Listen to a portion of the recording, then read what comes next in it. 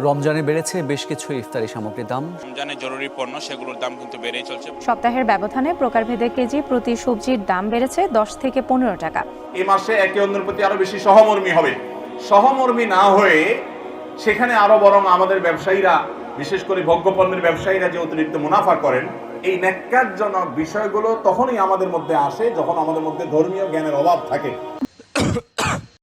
রমজান এলেই কেন পণ্যের দামে লাগে সোয়া? গরিব মানুষ বাজারে গেলে মারা খায় গোয়া। পণ্যের দাম শুনে চোখে দেখে ধোয়া, দেখে অসময়ে চোখে সরিষার ফুল। একদিনের ব্যবধানে পণ্যের দামের থাকে না কোনো কিনারা কিংবা কুল। তবে তার থেকেও বেশি অবাক হয় যখন দেখে বেনামাজি হয়েছে এখন হাজি। সুদ ঘুষ খেয়ে বিলাই টাকা লাগায় দানের বাজি। মসজিদের কুমুটিতে বসে চলে রমরমা সুদের কারবারি। তো যাই হোক ভিউয়ার্স, আপনার কি মনে হয় ইসলাম সঠিক পথে চলছে? হয়তোবা সঠিক পথে চলতে পারে ভাই, সব এলাকার মানুষ কিন্তু সমান না। হয়তোবা আমার এলাকার মানুষ এমন হইতে পারে, বাট আপনার এলাকার মানুষ কিন্তু সব থেকে ভালো হইতে পারে, মানে ধোয়া তুলসীর পাতা হইতে পারে। তো যাই হোক, আজকের ভিডিওর মেইন যে বিষয়, ইসলামের ক্ষতিটা কারা করছে। ভাই আমি যদি এক কথায় বলতে চাই ইসলামের ক্ষতি কারা করছে, তাহলে সবার প্রথমে যাদের নাম আসবে এরা হইতেছে ভাই হুজুর। এখন ভাই আমি যদি আজকের ভিডিওতে এই সকল হুজুরদের ভিডিও এবং ফুটেজ ইন্ডিকেট করে তোমাদের দেখাই দেই, হয়তোবা তোমরা আমারে ধুয়ে দিবা। হয়তোবা তোমরা বলতে পারো ভাই আপনি তো সঠিক জিনিস দেখাইতেছেন, তারপরও ধুয়ে দেবো কেন? এখন ভাই আমি যদি তোমাদেরকে বলি যে ওমর একজন টিকটকার, হয়তোবা অনেকেই গালাগালি শুরু করে দিবা। ভাই ওমরের জন্ম হয়েছে টিকটক থেকেই। সবার প্রথমে ওমর টিকটক বানাইছে এবং টিকটক থেকে ফেমাস হওয়ার পরে সে কিন্তু ইউটিউবে আসছে। তবে বাংলাদেশের অসংখ্য টিকটকারের থেকে ওমরের ভিডিওগুলো একটু ডিফারেন্ট টাইপের। আর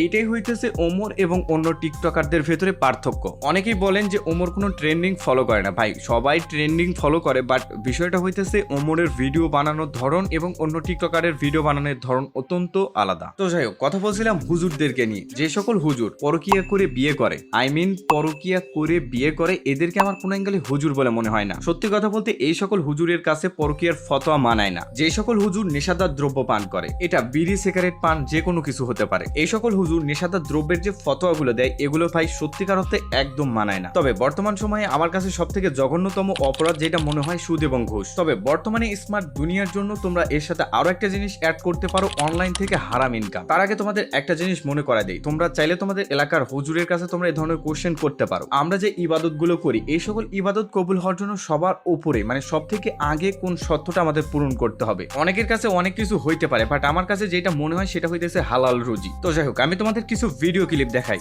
হালাল হারাম অর্থাৎ হালাল রুজি, হালাল রুজি এটাও এখন কি হয়ে গেছে? সোনার হরিণ হয়ে গেছে। ইয়া লম্বা দাড়ি মাশাআল্লাহ, ইয়া বড় জুব্বা মাশাআল্লাহ, সেজদা দিতে দিতে কপালে দাগও পড়ে গেছে মাশাআল্লাহ, সবই মাশাআল্লাহ, মাগার ওনার উপার্জন কি ভেজাল। এরকম যদি হয় এই লোক জান্নাতে যেতে পারবে? কোনো সুযোগ আছে? কোনো সুযোগ নেই। হারামে যে সঙ্গের মধ্যে পড়ে গেল সে হারামের মধ্যে পড়ে গেল। যে ব্যবসার চূড়ান্ত সিদ্ধান্ত নেই সেটা চূড়ান্ত হারাম। লায়াদখুলুল জান্নাতা লাহমুন নাবাতা মিনাস সুহতে, ওই শরীর জান্নাতে যাবে না যেটা হারাম উপায়ে বেড়েছে। ওই শরীর জান্নাতে যাবে না যেটা হারাম উপায়ে বেড়েছে।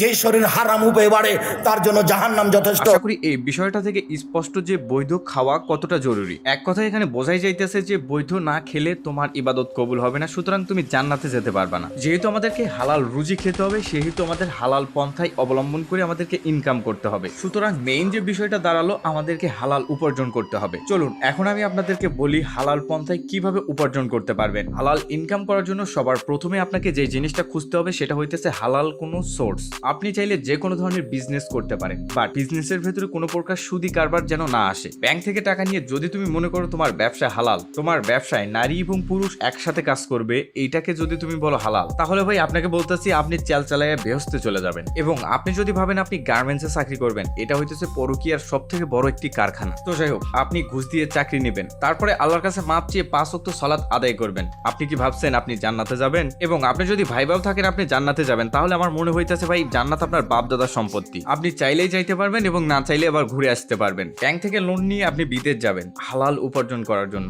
এটা আমি আপনার উপর ছাইড়া দিলাম। আপনি এখন চিন্তা করে দেখেন এই চাকরি কতটুকু হালাল। এখন ভাই আপনারা ভাবতে পারেন ভাই বর্তমানে বর্তমানে বাংলাদেশ কিংবা বিশ্বের কোনো জায়গায় যদি হালাল পন্থায় আমি চাকরি করতে চাই তাহলে কি করতে পারি? তাহলে ভাই সব থেকে বৈধ যে পন্থা আছে এটা হইতেছে ভিক্ষা করতে পারেন। এবং আপনি যদি এই কাজটা করতে না পারেন আপনি চাইলেই কিন্তু ব্যবসা করতে পারেন। তবে আপনাকে সব থেকে বেশি যে জিনিসটা মাথায় রাখতে হবে, মিথ্যার আশ্রয় এবং সুদ-ঘুষ যেন আপনার সাথে মিশে না যায়। এবং চাইলে আপনি অন্যের জমিতে কিসে নিয়ে দিতে পারেন। এই পন্থা কিন্তু 100% হালাল। এই সকল পন্থা ব্যতীত অন্য কোনো পন্থা যদি আপনি অবলম্বন করে থাকেন তাহলে ভাই আমি ব্যক্তিগতভাবে বলতাছি এটা কোনো হাদিসি কোনো কথা না। আপনার এই সকল ইবাদত, দান, খয়রাত ভাই 5 পয়সার কোনো উপকার আসবে না। আপনি চাইলে মনক সান্ত্বনা দেওয়ার জন্য আপনি নামাজ পড়তে পারেন এবং গরিব দুঃখীর পাশে দাঁড়ানোর জন্য আপনি চাইলে টাকা দিতে পারেন। এখন আপনি সুদ ঘুষ খেয়ে যে টাকা করছেন এই টাকা যদি আপনি গরিব দুঃখীকে দেন আর বলেন যে এগুলোর জন্য আমি সব পাবো, তাই বিষয়টা সত্যি হাস্যকর। তবে আপনি চাইলে এসব জায়গা থেকে একেবারে ফিরে আসতে পারবেন। আপনি ওযু করবেন, 2 রাকাত সালাত আদায় করবেন এবং আল্লাহর কাছে কান্নাকাটি করবেন। ইনশাআল্লাহ আল্লাহ আপনাকে মাফ করে দিবেন। তারপরেও কিন্তু আপনার ইবাদত কবুল হবে না। দীর্ঘদিন ধরে আপনি অবৈধ পথে যে সকল ইনকাম করছেন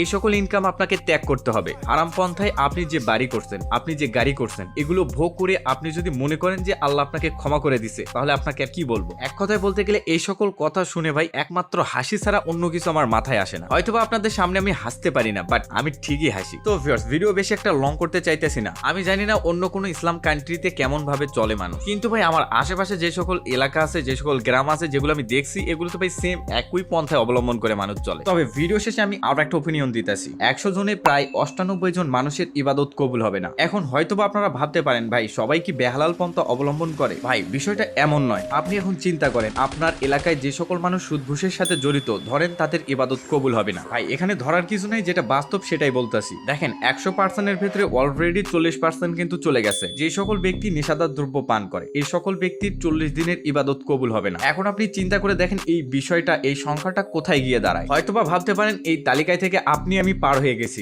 এখন আমি আপনাকে বলতেছি আপনি সোশ্যাল মিডিয়ায় কি করেন? এক কথায় বলতে গেলে এগুলো ইসলামে জায়েজ আছে তো? যদি এই সকল বিষয়বস্তু জায়েজ না হয়ে থাকে তাহলে আপনি ভাবুন এখন এই সংখ্যাটা কোথায় গিয়ে দাঁড়ালো। আমি হয়তোবা 2-1% কে রাখতে পারছি, আপনি হয়তোবা তাও পারেন নাই। এখন বলেন আপনি আমি আমরা সকলে যে সকল কাজ কারবারগুলো করছি এগুলো ইসলামে কতটা গ্রহণযোগ্য? তো যাই হোক, আমার কাছে এমন কিছু ফুটেজ আছে যেগুলো দেখানো একেবারে অসম্ভব। যারা ইসলাম প্রচার করে এরা যদি এই সকল কাজ কারবার করে তাহলে আপনি আমি আমরা তো নস্যি। তো যাই হোক, আজকের ভিডিও পর্যন্তই। ইনশাআল্লাহ আপকামিং কোনো ভিডিওতে দেখা হবে। তার আগে বলতেছি ইউটিউব থেকে দেখলে অবশ্যই সাবস্ক্রাইব করবেন, আর ফেসবুক থেকে দেখলে ভাই ফলো করতে ভুলবেন না আমার YouTube channel I am Batman. আর আপনাদেরকে সবাইকে রমজান মোবারক। ভাই সাবস্ক্রাইব করেন ভাই, অন্তত আমার ইউটিউব চ্যানেলটা ঘুরে আসেন। তো যাই হোক, আজকের ভিডিও পর্যন্ত। ইনশাআল্লাহ আপকামিং কোনো ভিডিওতে দেখা হবে।